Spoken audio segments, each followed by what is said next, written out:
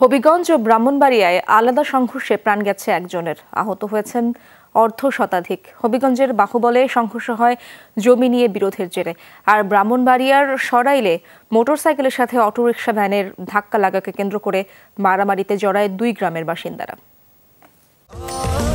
স্বাস্থ্যকর all time family cake, সব সময় all time healthy life.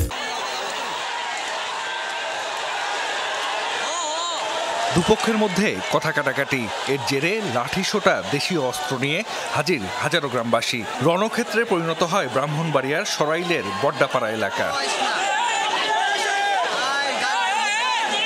Police জানায় বড্ডাপাড়া গ্রামের বাসিন্দা ইউপি সদস্য হাবু মিয়া মোটরসাইকেল নিয়ে রাস্তায় দাঁড়িয়েছিলেন। এ সময় পাশের উচালিয়া গ্রামের একজনের অটো ভ্যান ধাক্কা দেয় মোটরসাইকেলটিকে। এ নিয়ে বাকবিতণ্ডা হয়, উত্তেজনা দেখা দেয় দুই গ্রামের বাসিন্দাদের মাঝে। এক পর্যায়ে বাধে সংঘর্ষ।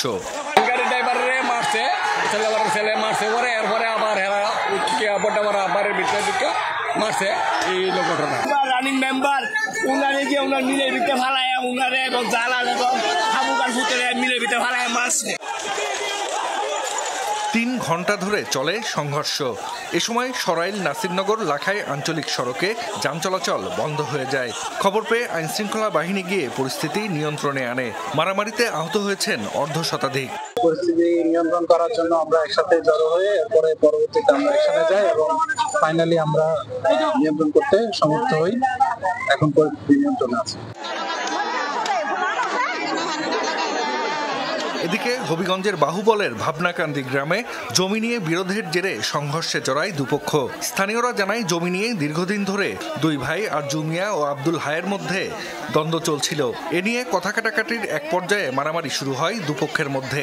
এতে ওয়াহিদ মিয়া নামে এক ব্যক্তি নিহত হন। আহত হয়েছেন অন্তত ৩০ জন। পরিস্থিতি নিয়ন্ত্রণে এলাকায় পুলিশ মোতায়েন করা হয়েছে।